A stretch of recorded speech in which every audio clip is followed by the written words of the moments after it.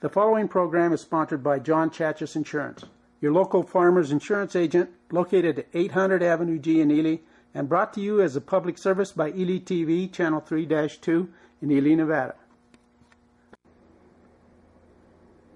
Ely City Planning Commission meeting, February 27th, 2014.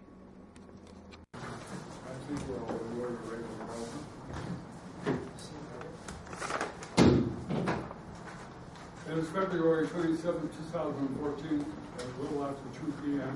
at the National Guard Army Room 108, 125 Mill Street, Nevada. Would you all stand and follow me in the Pledge of Allegiance? I pledge allegiance to the flag of the United States of America and to the republic for which it stands, one nation under God, indivisible, with liberty and justice for all. May we have roll call? Chairman Flangus. Here. Member Simpson. Here.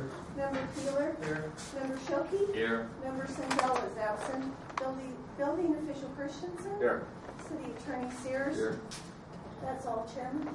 All right, thank you. All right, item number 2, public comments. Do we have any comments from the public?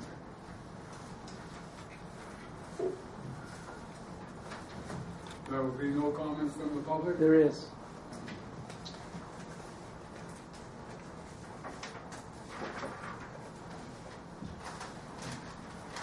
Mr. Chairman, on your agenda today, you're to consider allowing the Family Dollar to pave an alley. Why is the paving of an alley a concern of yours when you have not considered the proper procedure for narrowing the corner of Campton and Gray Basin Boulevard? An alley is an alley. You didn't consider that for other alleys that were paved within the city, the downtown area. This is just another way to squeeze money out of a person who's trying to develop, and that needs to stop. You want to encourage development. I believe you're selectively enforcing the law. That area you should be concerned with, again, is the corner of Campton and Gray Basin. City standard is 55 foot. You look at the maps of the assessors, it states that. The street has been narrowed to 45 feet. Again, who applied for the narrowing? Who was notified? When was it put on the agenda? And who paid the fees?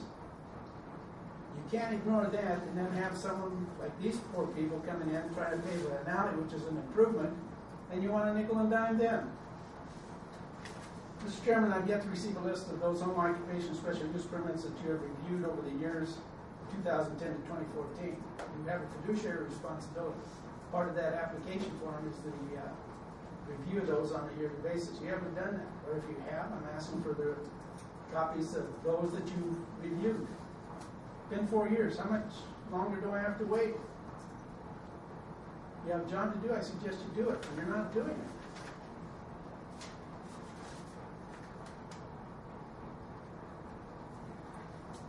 There's unfinished, there's been a sidewalk at Keith Carson's trailer court.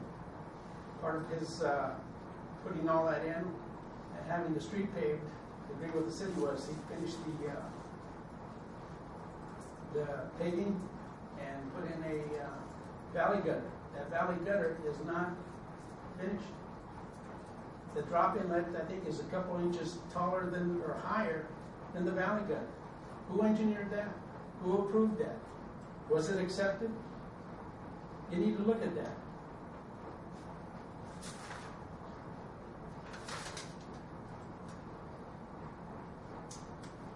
Mr. Chairman, in reviewing some of the permanent reports that I have been able to get, I get to see where County Commissioner John Lampos has applied and received a variance regarding setbacks on his new construction. You can't treat people differently. If he's received it, I'd like to know when. I haven't missed very many meetings. I've paid fees, and I don't believe he has.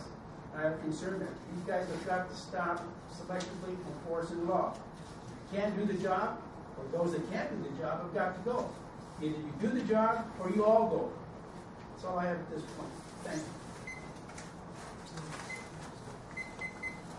you. Any other public comment? All right, there being none, we'll go on to item number 3. Items for discussion and possible action on the Planning Commission. Item number 1, discussion and for possible action, approval of partial map for portions of Blocks 3, 36, 25, and 26 on Block 2, City of Ely. Assessment parcel number 001-295-08 and 001-295-31. The property is owned by Todd and Maureen Fincher. Vice Roseberry, surveyor of record. Any questions on the map? I'm here to answer for you. Brad, if you have reviewed it and Everything's fine to me. any recommendations? No, I mean, it's, all these, the parcels that are left are all meet the, the 5,000 square foot. So the existing parcel that was there was actually 3,400 square feet. Yeah, so that was actually been increased. In Yeah, compliance. it's parcel 1A.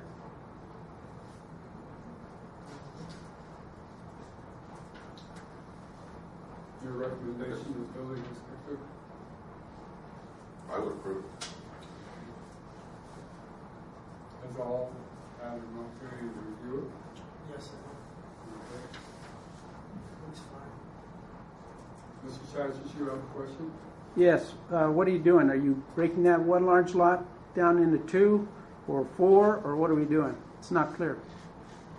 Starting with 2 lots and ending up with 2 lots.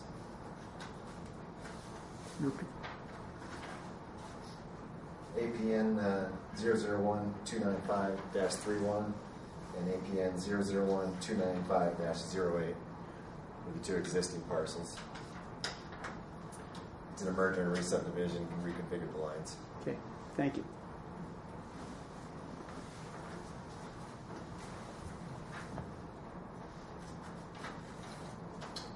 Any questions from the board?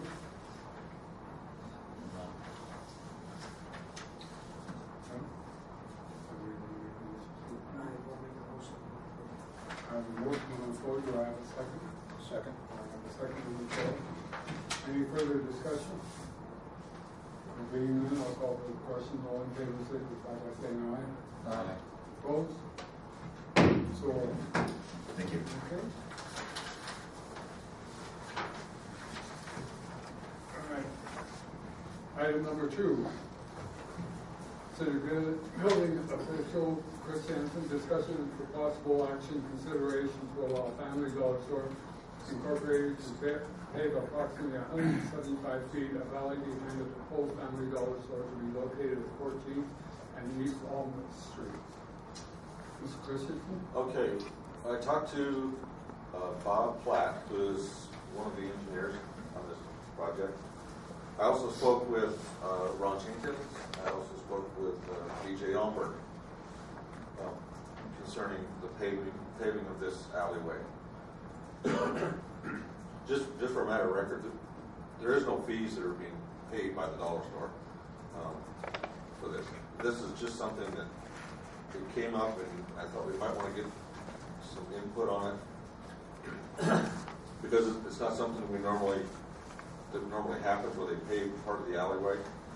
When I spoke to Robert Platt, who's representing the Family Dollar Store, I mentioned to him that there may be some stipulations, and one of those may be that since there is a sewer line that runs down that alleyway, if the city had to go in there and tear that up for some reason, that they could not expect the city to come back in and repave that like it was. It would be at best, it would probably be bringing it up with type 2 compacted, and then that's what it would be.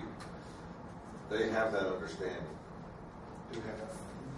I can get that in writing. It is part of the plan review that was sent out this morning to Mr. Platt. I can definitely get something in writing from him on that. But I think what's going to happen, if we word it the right way, then we can give that as part of the conditional or part of the certificate of occupancy. So that it leaves the city so that we can still function, and as well as the you've got the hot wheeler power that runs down through there, and I think you do have phone lines then too. Is there any opposition with this, with the house next door to the alleyway? I did not talk to them. As far as I know, those people are not living there. They're living in Sunnyside. So I did not talk to them about this. I feel like that should be clarified because we don't want complaints coming up later. I doubt there will be a complaint. I think that's a positive role because what it does is settle the dust and everything else that would be happening there with the traffic. So, I mean, it's a very good idea. Did you have possibilities, even though we do not have any resolutions or whatever on board yet with the city about any type of landscaping? I spoke with them, and then and actually, if you look on this drawing, you're going to see some landscaping that's put in. I see that.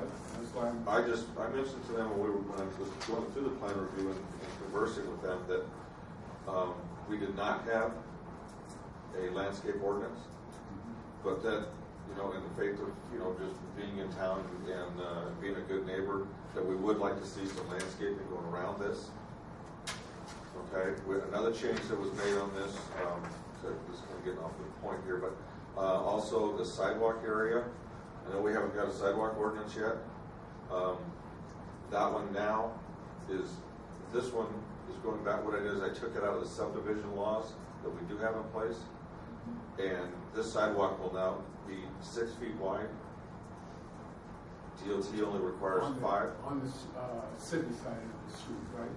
It'll go down 14th for the length of the property. It'll go from their property line on 14th around the corner onto Altman, and then heading down Altman. It will be 6 feet wide. Now that requirement on the front on Altman is by state highway, right? The DOT requires their minimum is 5 feet. But since it is in a C2 zone, and because of the possible foot traffic, I went back to what we do have a subdivision law, and that says that's the only place we have sidewalks in our ordinances. And these actually on Altman, it actually talks about if there's 6 feet, if there is no parking meters, 7 feet if there is. So that's where that 6 foot dimension came from. Okay. I just wanted to make sure that it was within the requirements of the state highway. Yeah, we're actually exceeding. Okay. I just have a question. On this map, it looks like they're paving just this part of the alley. Correct. How come they're not paving to the end of the That's property? already paved. No, it's not paved. I don't know. I think what they're doing here, this is not to be used as an entrance. I don't want people to get confused. This is what this is for. This is when they bring their deliveries. You see where it's hashed out there. Mm-hmm. That's the loading dock. Okay, so what they're going to do is they want to bring in their truck, pull in, and then back up to that loading dock. And this way, this was a problem, an issue they had before with in the planning stages was to how they could get this building to sit here without having the loading dock out in the alleyway, and they were going to ask for a variance on that. And I think that was brought up several months back. So this is what they came up with instead. And this way they can pull in, back up to the loading dock, and then swing right back out onto Altman and pull out.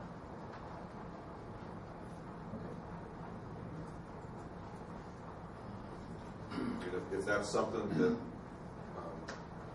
the panel wants to take, I mean, I can also put that in there as a request to the planning commission to go to their property. For the property line? Okay. I'm just thinking, why break it up if they're going to pave? I mean, it does enhance the values, I think, of everything around it then. Well, and the back of the sagebrush, that is paved in through there. No?